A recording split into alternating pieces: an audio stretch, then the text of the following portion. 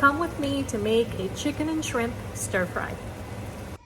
Here are the ingredients you would need: garlic, rice, salt, soy sauce, sesame oil, and mixed vegetables. I just placed some sesame oil here with garlic and salt to season. I did the same thing for the rice, except the sesame oil. I just put 2 cups of rice and then 2 cups of frozen veggies, salt to taste. And I cook it on my rice cooker. Now I'm going to wait to reduce the juice a little bit more before I put the rice in.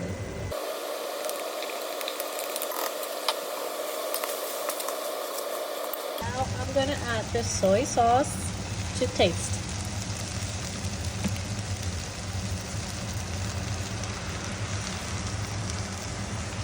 Added a lot because I have a lot of rice, and I made enough to last me about 6 meals.